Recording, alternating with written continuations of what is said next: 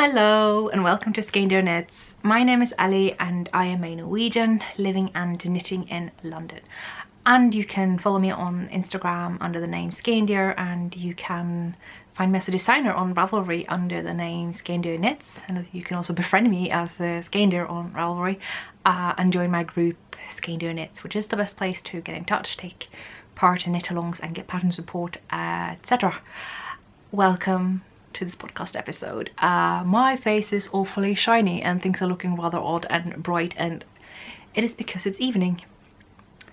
I never record in the evenings. My flatmates are usually home and I feel awkward, but none of them are home right now, so I thought actually if I'm going to be able to record this week, now is the only time, because my sister decided to visit, so I will be prioritizing her in addition to obviously my PhD and marking and things like that. So I'm recording in the evening and that's quite unusual, but luckily I have studio lights that help the light situation somewhat, and I've been talking all day, so bear with me if my voice leaves me. I talked for 2 straight hours in a lecture and 1 hour straight with my supervisor, and I was like coming from the lecture and he probably thought I was being awkwardly chatty and probably wanted me to leave, but whatever. Welcome to new viewers. This is apparently the knitting podcast of weird digressions right from the get-go. Yeah, I'm so glad you're here to check this podcast out. I am probably going to come across as a bit disheveled because I feel like I have been across all of London today, and I usually record in the morning where my brain is a bit of a blank canvas, and today it's kind of all just filled up.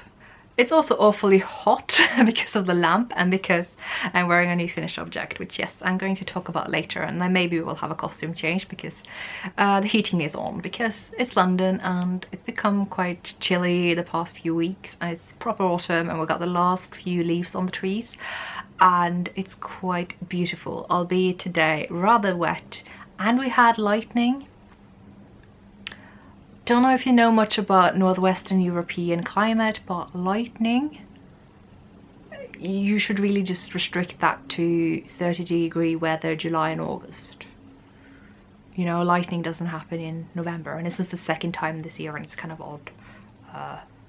But this is neither a weather podcast nor the Stranded podcast, so I will crack on with the knitting. I am the hostess of a number of knit-alongs that I will just cover briefly. I host the year-long knit-along where we aim to make 6 pairs of colourwork mittens, excuse me, for the duration of 2018. I will be opening a thread up very soon in my Ravelry group where I want to see your collection of mittens. So 6 pairs of colourwork mittens this year. Also, I am hosting the Selby Mitten Club, the second Selby Mitten Club, which is running from August until the end of January. To take part in that, you essentially just need to be a member of the Selby Mitten Club, which is as easy as purchasing the ebook on Ravelry. And thus far, there's only 1 pattern remaining for the subscription, meaning that if you are a member, you will have received every pattern up until November, and you only have the December mittens left. And they will come in December. And those of you who are not members can just join anytime and get the mittens that have come out thus far and then wait for the ones that are remaining. It's a pretty simple system, and yeah, it's really fun. I'm glad you have received the seed-on mittens so well. That's been a hoot to see that you're all knitting them up and enjoying them, and some of you really appreciated the bonus length that accidentally happened that I decided to keep in the pattern for people who want to elongate their mittens, because that's usually quite hard in colour work. So yeah, I have bundles in my favourites for different yarn weights you can use, and there's a chatted thread in the group, and all of that is linked below. I do have a lot of patterns to announce this week as well, which is partially the reason I decided to record. Usually I record less nowadays because I am finishing up a PhD thesis as well as lecturing at university and generally doing things. But sometimes I find temporary space to record, so today is one of those days.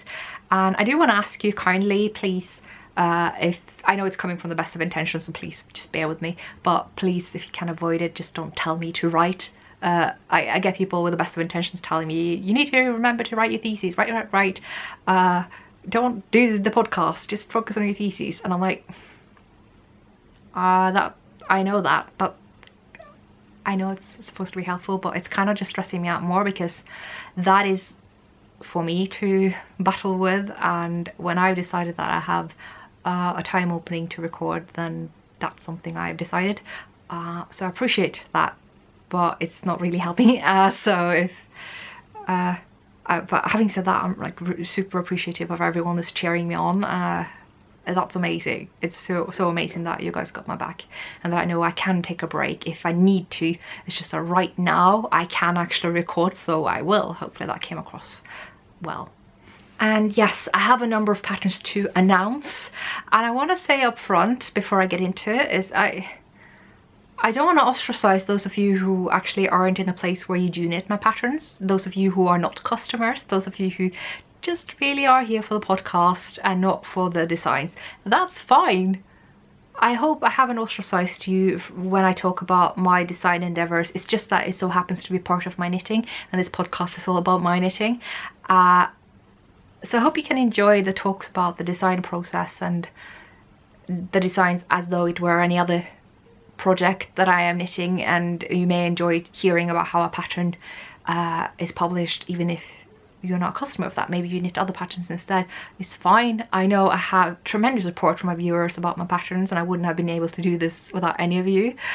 I just wanted to make sure that I'm not ostracizing anyone, because I do tend to announce new patterns in the beginning of my episodes, and I talk as though everyone's buying, and I don't want to make anyone feel left out if you don't. So bear with me, because I have a lot of patterns to announce this week. The first I am not going to show you, because that is the Christmas mystery mittens for this year. It is now being launched. You can buy it on Ravelry. Discount code below, because this season is the giving season, and that is what I want to give to you. So if you want to use that, you can basically get the pattern for less money. That's kind of how that works. No pressure to use it, no pressure to buy. It's just if you want to be part of the mystery mitten knit along. I will be trying to keep up with posting clues and stuff like that during the knit along. I will make sure the knit along lasts until the very end of the year, because even though the last clue will actually come out the 7th of December, I know it can be tough to keep up sometimes, and sometimes unforeseen things happen that means you cannot keep up. So it's fine. You can keep knitting until the end of the year. That's totally fine, and it might also be a good thing for those of you who maybe don't want to cast on until the last clue has come out, just in case. That's fine too. So yeah, the last clue will come out on the 7th of December, so there's still time to make the Christmas mittens in time for Christmas if you don't want to be part of the mystery. That's kind of by design, so hopefully that will fit everyone, mystery knitters and spoiler knitters alike. So the patterns come out now, and you can buy it now if you want to, no pressure again. There are also kits. I am using Susan Crawford Excelana 4-ply yarn again, and Susan has put up kits on her website, not at the time of recording, but hopefully at the time of the launch. So I will put that link below, and if it's not there, it's just because it's not ready yet, and I will put the link there as soon as it is ready, but hopefully it will be ready when you see this. And that's that. You can of course use any other yarn you want. I have a bundle for the usual sort of 4-ply to sport weight mitten yarn that I use in my mittens and garments generally, so that is something you can use as well. But if you want to use the bundles of yarns that I use myself, then they are purchasable from the amazing Susan Crawford herself. So I don't know if there's anything else I need to clarify with the mystery mittens. Obviously you can't see the design right now because I will be releasing one clue at the time. First one coming on the 21st of November, and then they will come roughly once or twice a week until the 7th of December, and there will be 5 clues in total, and the specific dates for the clue releases will be on the pattern page that you can already see now. Future Ellie will have put that up. Another pattern that I can show you and that you can get right away, I will be showing you right now, and you may see them behind me already. I am now releasing a sock pattern that you have not seen, because I have been knitting on them in secret, because they are for the Moods of Colour yarn club, and I've used her True Corriedale sock yarn spun by John Arben. It is a non-superwash Corriedale Merlin blend. Again, you can use any sock yarn you want. It's a very typical sock weight, and this is it. these were no walk in the park, let me tell you. Design wise, knitting wise they should be, but oh yes, I don't even know what to tell you about these. The color planning, the swatching, oh my days. This has been a long process. I got the yarn at Edinburgh Yarn Festival when I met up with Gro, and who dyes the yarn. She's a Norwegian based in Sweden, the way I interpret it. And yeah, she handed over the yarn to me when we met up in Edinburgh, and I got to choose the colors, and I chose probably 5 out of 9 colors, which is apparently no 6 out of 9, so that's a bit excessive. And there was actually an initial swatch in the form of a sock, and so I realized this is not high enough contrast, so I asked for a lighter grey and a darker brown to go with the green, and this worked out so much better. I can't even tell you, it's just the contrast is so much better on these. So that was one of the kind of failed attempts, but I'm so happy with the final result. So those of you who are part of the sock club should have like gathered enough scraps and colors and whatnot to finally be able to do these. But if you're not part of the club and you find that 6 colors in socks is a tad bit overwhelming, I have thought about you. They're not on sock blockers, but you get the idea. It's the same design. I know, it's like you wouldn't recognize it, like seriously. That is a huge difference. Like I've had so much fun when I've secretly kind of shown some people these designs, because I can't keep a secret. I always need someone to be like, look at what I'm secretly working on, and I show them and they're like, what, is that the same design? I'm like, yeah. So Hjaltland is the name of these socks, and it's apparently the name that Vikings gave to Shetland, and I thought that seemed appropriate because this is quite a Shetland Fair Isle inspired design, and I'm very much aware of the sort of, you know, being a Scandinavian, doing my take on it when I'm not a native Shetlander or even Scottish, not even British. So I'm like, well, to almost highlight that this is a Scandinavian's take on Fair Isle, I want to put that in the name. So Hjaltland seemed like a kind of a nice sort of nostalgic way of doing that. So that is the design. I have designed it to be both toe up and cuff down with the help of amazing test knitters who agreed to help me while I was in the process. So sorry if you can hear my flatmate making food. She came home, but luckily she's the quiet one, so it's fine. So there's that design for you. I don't know what else to show you. This is just kind of what we have. Hjaltland is a new sock design. Corrugated rib, isn't that fancy? I'm not sure why these are different lengths. I can't follow my own patterns, I guess. I only just noticed it's specified in the pattern, so yeah. But look, you can see that you can vary it. That's nice. Oh, am I not a professional designer or what? So again, I feel like it would be appropriate to leave you guys with a discount code, so I'll put that down below. It's just, yeah, it's the giving season, and you know, Christmas is coming up, you guys over there have your Thanksgiving and whatnot, and it seems like a nice thing to do. So feel free to use the discount or not if you want. That's completely up to you. But yeah, you can knit these socks with 6 colors or 2. Any sock yarn will do, but I can highly recommend Moods of Colours True Corriedale, because it's really quite nice. So that is the last pattern in the Moods of Colour Yarn Club, where I have collaborated with Anna of Yarnesty and Pia of Kammerbornia, aka Pia Kammerborn. That's the name. So Anna came up with a hat design and Pia came up with a pair of mitts, and I am finalising this with a design of socks. And we all have in common that we have used corrugated rib, although some of us clearly doesn't know how many rows she meant to put in, but the other ones have been more consistent. So there we have it. I have one more pattern to announce, and I'm very excited about this, and I hope you are too. For me, because it's a publication. I did say I thought this design would be announced any day now, and today's the day, I think. We're kind of trying to plan it together, me and the publication, which is Bladet Garn. I'm sure you were able to guess, because I have been in that magazine before. I am very much pro Bladet Garn, the magazine yarn, the one and only Norwegian magazine for publishing indie designers in Scandinavia. And yes, it's coming. It's being pre-ordered for now. Basically, you can pre-order it now. They have started translating their magazines into English, so I believe they're going to do that with this one as well. I think you can purchase on Ravelry as well, but do not quote me on that. I will just put useful links down below. Yeah, maybe I should tell you about the design now. It is a sweater. I'm going to plop in photos here because, oh, now the tripod's in my face. It's like a shadow. Photos. Slideshow. Yes, so anyway, it's a yoke.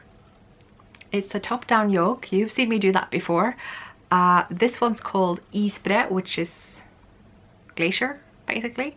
And I don't even know what to tell you. Like, it's supposed to be inspired by, yeah, glaciers, Norwegian snowy mountains, the skyline and the sea and the snow and the winter, and the sort of thing that you want to snuggle up inside with a hot chocolate and just be warm and woolly, and having something big and oversized in vinyl, of course. Do I design any garments in anything but vinyl? Really? I don't know. Maybe I will one day. Well, I did with Skumring, come to think of it. So I do not have the sweater here to show you. It's of course in the possession of Bladet Garn, although I will probably get it back in not too long. What I do have is my failed attempt at knitting the yoke. I wanted this to be oversized, so I may have overestimated a little bit, and I knitted this. This is not a lie. This is how much bigger it is than my measurements. This is not good advertisement. I realized this was huge. This is ridiculous. So what I did, I took out a lot of stitches. I knitted a new yoke. But at the time, I was really close to the deadline. And I realized I can't knit the body again. So what I need to do is cut this yoke off the body I have knitted and graft on the new smaller yoke, because the final stitch count for the bust and the sleeves should be the same, right? So what I needed to do, I grafted on the new smaller yoke to the body I'd already knitted, and now I just have this yoke that isn't doing it much good at all, really. It does show off the short rows I put in, both at the bottom here, and there are a few at the top. So I don't know what to do with this thing. It's nice to have to show you though, like to just be, I've got a new yoke, look at that, I'm like totally wearing it. So, because I know some people will ask, the way you can get the pattern for the time being is the pattern for the full sweater, not this disembodied yoke, is by getting the magazine. I think it might be purchasable digitally on Ravelry, but certainly in print from their website. And until then, if you just want the pattern, that's a thing for the distant future. That's kind of how these things work. I explained that in the last episode, so hopefully that is clear-ish. I don't think I have much else to say. I knitted this. I just have to like, I've just kept the secret for you for so long. It's like so many things to say about the process. I bought the yarn when I was in Oslo, so you have actually seen me hoard the yarn, and I did hint that it was for something. And now you know. I cast it on in Oslo, and I've pretty much been knitting it since, and I bound it off at Bergen Knitting Festival and handed it over to one of the editors, because that is how profesh I am. Just lost finishing line, finishing kind of, yeah. By the way, if anyone's watching and want me to be part of the publication, I am totally selling myself. So this would actually have been enough for yoke, wouldn't it? This is like half. Oh dear. I'm so glad I took the plunge and right before the deadline decided to re-knit the yoke and make it right. It was worth it, but not at all stressful, no.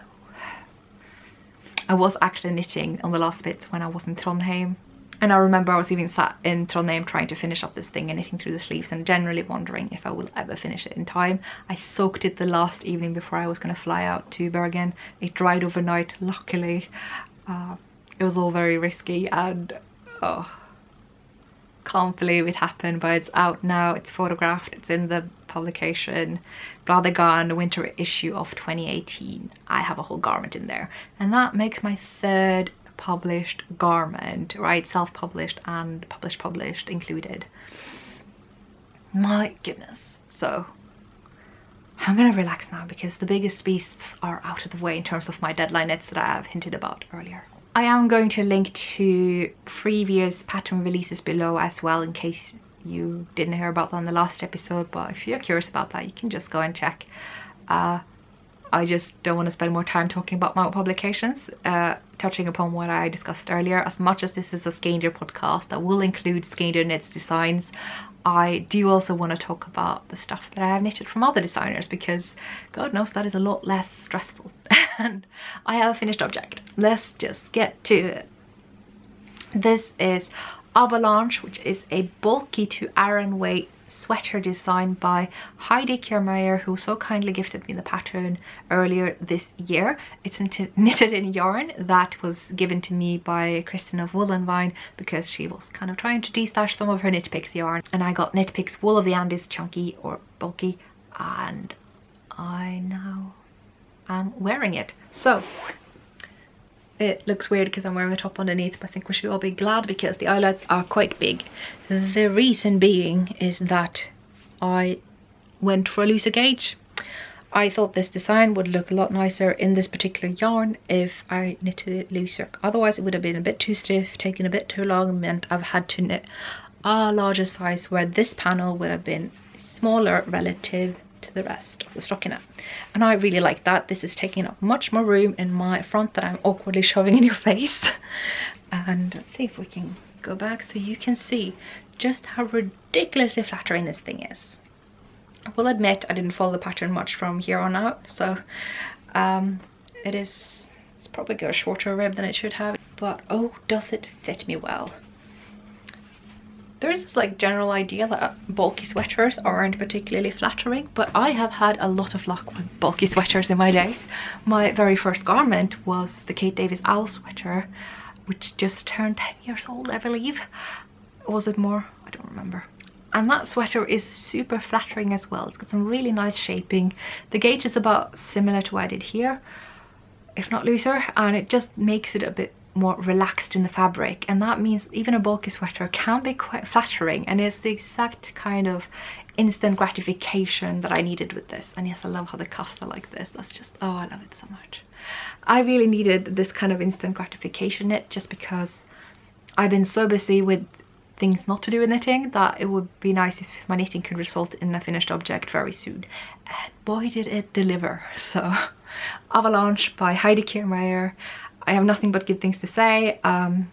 Things I thought I had to modify, I eventually went back and decided not to, because the pattern really does instruct you to make the best possible garment, and most of my modifications were in attempts to adapt to the yarn. So Avalanche it is. I also want to point out that it was ridiculously simple to knit as well. Anyone who fancies to knit a top-down raglan sweater with basic lace and cables in the front, simply a 2x2 cable and knitted together yarn over lace, which is I guess what lace always is, you can totally do it, and it's so rewarding and flattering. And yeah, thank you Heidi for a very lovely design. I've greatly enjoyed it, and I have recommended it to many people since.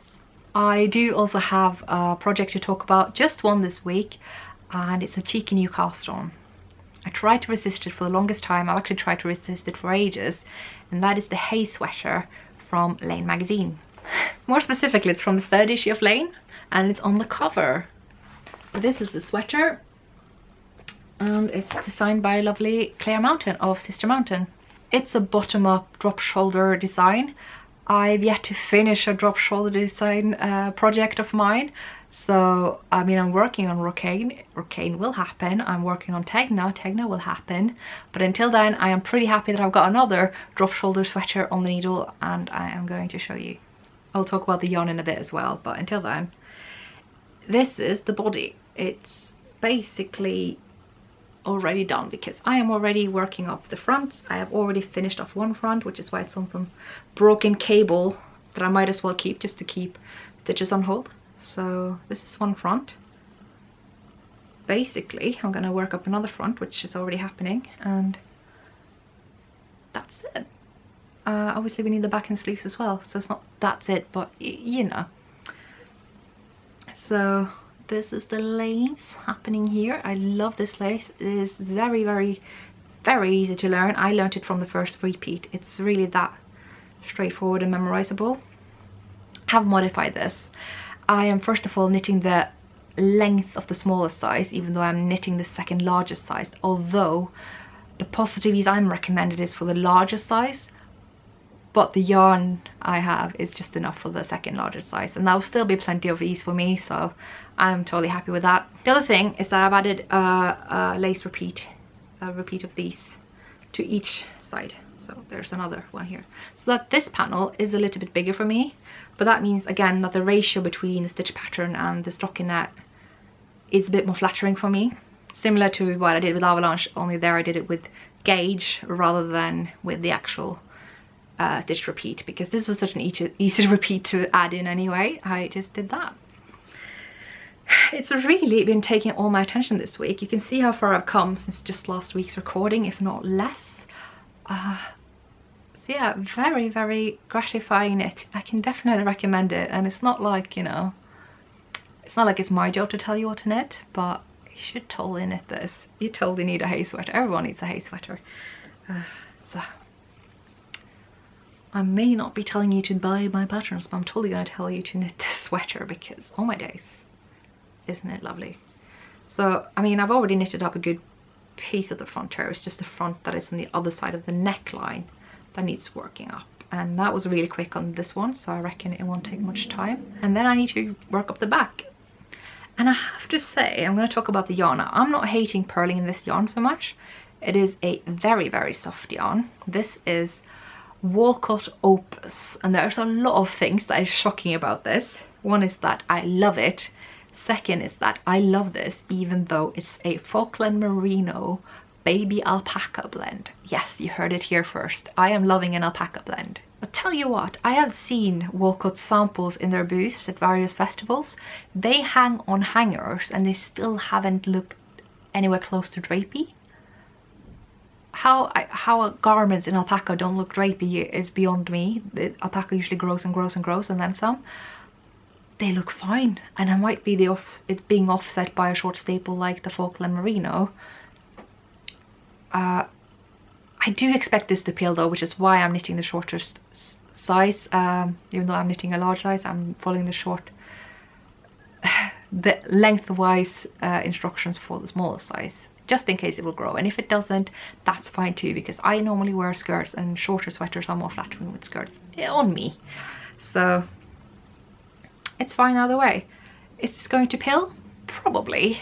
Falkland Merino is generally known to pill, but again, having looked at Walcott Opus's samples, none of them were pilly. Having looked at the yarn, none of it looks like it's gotten much pill on it either. I've not seen tendencies for this to pill as I've been knitting it. So it's a motorcycle outside trying to show off. We're going to try to ignore it. Already failing at that, but yeah. All available evidence suggests this thing is going to hold up beautifully. All of my prior knowledge suggests it's going to both pill and drape. We will see. I can't tell you yet, but right now I'm just loving it. I'm loving how this feels. I usually find alpaca, once it stays on me for a while, gets very irritating. So far there's been no tendency, and I usually can tell when I knit on it because I keep my knitting on my lap and there's only my tights, my cotton tights, that is the barrier between what I'm knitting and myself, and it's not irritated me yet. And like my Skogafjell was very difficult to finish knitting because when I had the big thing on my lap, it was itchy through my tights for sure. I love the sweater though, I live in it, but that's let lopey for you. And it's not happened with this alpaca yet. And alpaca's a lot hotter, so I would expect the effect through my tights to be stronger for whatever reason. I'm not sure if that logic holds up, but that would have been what I would expect. and it hasn't happened. So I am very hopeful about this knit. I very much look forward to wear it and have something warm and light and soft, and I am completely gushing over this yarn and this design all at once. You will hear more about this in the future, but yeah. Turns out you are allowed to like both fionul and alpaca and merino at the same time. True story. It is a very short and sweet episode today, but I have one acquisition to talk to you about, and that is a used book I got on recommendation from a local knitter, and it's the Odhams Encyclopaedia of Knitting. This is one of those super like second-hand shop smelly books. It's got a proper thrift store smell, this one. I don't even know it's got All Things Knitting from way back when. So this is like the closest thing we get to a front cover for this one.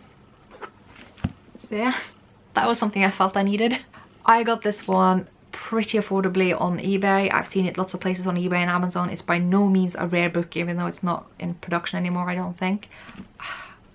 I like it. Nice soft vintage book that's actually useful, but could possibly also serve well in some photography, perhaps, when I have a more photogenic home in the future. Doesn't hurt to prepare for those kinds of things either. So yeah, what else have I been doing? I've knitted on hay, basically. I put in some rows of my winter shawl today, but it's hardly worth showing you because it's marginal progress. I've also organized my whips, so they're now sorted into emergency knits. It's a very daring name, but it's things I really need to finish very soon. There is floof, which is now in test knit. There is a very big garment that I haven't told you much about yet. There is Lama Vitis socks, and I still will knit up another pair of the Christmas mystery mittens. So that is what is urgent right now, and it feels good that I can actually tell you about them all right now. That's something I've not had the luxury of doing in a very long time. The other bunch is a pile up at the bottom of my shelf. I'm just looking out now. It's the non-priority whips. It's things that I am enjoying, but it's not going to be finished anytime soon, so there's no point in kidding myself. It's put away. It's not something I'm probably reaching for right now. It's things I just know I'll finish when I feel like that kind of project. And then there is the pile above it, which is knitting I'm enjoying. The kind of thing that the winter shawl and hay falls into. Brocade and the Helen Stewart socks, the Magnolia socks, I think. My own shawl design, the cape from Roma we haven't seen for ages, the jadeite cardigan, the Tenya, the Polworth sweater, things like that. I'm just enjoying taking them out whenever there's time. Threipnur is another one. They may be finished soon, they may not be. There's no pressure. There's just kind of, you know, things I'm enjoying right now. Then there's a pile of things that maybe I'm not enjoying right now, but it's things that could be finished yesterday if I just put enough effort in. I didn't count how many. I didn't count any of them, but I shoved it into one of the kind of cubicles in my shelf, and there's a lot of them. They barely fit. I'm seeing 6 bags from here, but there's a few in the back as well, so there might be 12. What do I know? If I worked on one a week, you know, they could be done fairly soon. I probably work on more than one a week as well. Thing is, I do have to prioritize the ones that are a bit more urgent, but if time opens up, those things will definitely be worked on, and I can reduce my whip count a bit, because while I'm a proponent of having as many whips as you want, and there's no huge difference between having stuff in your stash and stuff in your needles, especially if you have the number of project bags that I do, you know, and I got interchangeable needles, and it's really not a huge problem. But the good thing about having fewer whips is that you can cast more on, because I never learn. So I'd like to get the number down a bit. It's unrealistic that they will be done by Christmas or New Year's, as I usually hope for. I've never been able to reach that goal in the podcast, but I used to in the past, before I started designing, admittedly. So I'm hoping to just work on them in the pace that suits me and the things I have to do in the other parts of my life. I've also organized all my patterns. So I have collection of patterns in my own personal folders on my computer. I know that's completely unnecessary because really Ravelry organizes everything and all you need to do is search for what you need or browse the database and tick in my library, and you can use all the database parameters to browse your own personal library. I still like to have it saved in folders just in case. I know it's ridiculous, but it's also quite nice. And when I did that, I came across this pattern that I of course know I have because it's the owl sweater, and I talked about the owl sweater a lot, especially this episode apparently. It is a beautiful Kate Davis design. I can highly recommend to any beginner. Yes, it's got cables on it, but it's super easy. I'd never done a sweater before at the time. I'd never done cables. I had also never followed an English language pattern. And I get a number of people asking me whether my patterns are translated into Norwegian because they're Norwegians and they're super scared of knitting English language patterns even when they're written by a Norwegian. And what I have to say about that, if you can't find a Norwegian translation when you bought my pattern, that's because there is none. If it is translated into Norwegian, there will be a Norwegian flag on the Ravelry design page. Some of my designs have that, like Snøvåtter, but generally they don't because translation is not done overnight. It's so tedious, it needs a number of eyes on them, and it's something I talked about before. It's just not cost effective for me right now. It may happen for some patterns soon, I can tell you that much, because it's something I'm prioritizing.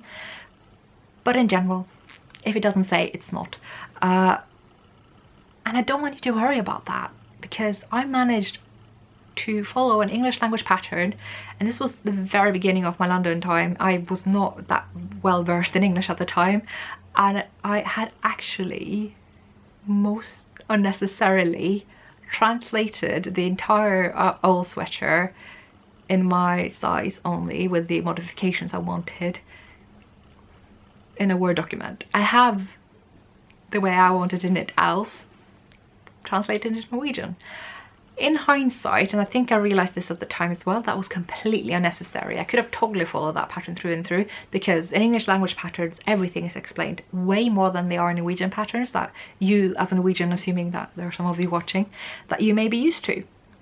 Norwegian patterns tend to assume a lot of knowledge, and so we tend to assume as Norwegians that an English language pattern tend to assume a lot of knowledge for English language speakers. They don't really. They tend to explain more. They tend to have a more detailed word list and be clearer in what they mean. And if there's anything you're wondering, you simply copy that phrase into YouTube and there will be a tutorial for it. Try to find the ones by Very Pink Knits. So if you're at all nervous about knitting my patterns in English, don't be. It will be easy, and honestly, if you're a Norwegian knitter, you probably just need the chart anyway, so I think you'll be fine. Don't worry about it. And if you struggle with it, you can find other Norwegians in my Ravelry group that you can ask if they want to help you. Maybe you can talk privately about it. Maybe you already know some Norwegians that have knitted my patterns and you can help each other out. There's a lot of ways, but in time I aim to have my patterns in Norwegian. It's just not something I can prioritize at the time when I got a freaking thesis to finish.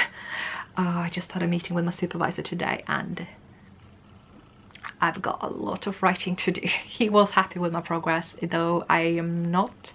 Yeah.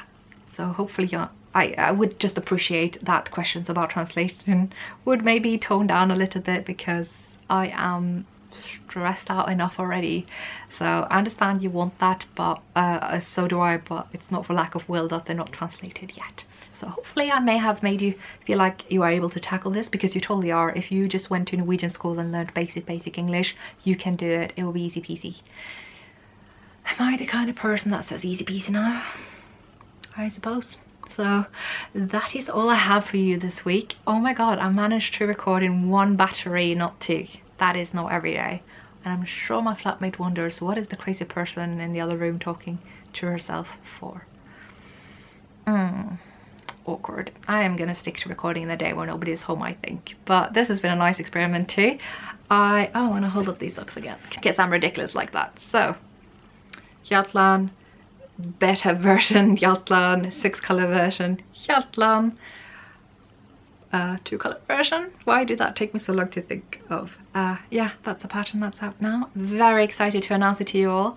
Same with the mystery mittens, same with Isbre. Thank you all so much for watching. Thanks for putting up with my ridiculous haphazard I can record now, I can't record in ages, I can record now, I don't know when I can record again. You guys are awesome and I totally appreciate your patience and your support. And also I'm about to wrap this up. I also want to thank those of you who have gifted me patterns in relation to the whole grant a wish thing that's going on Instagram. Thank you. You all deserve very special thanks, and I want to give it to you here on the podcast as well, because that is so nice.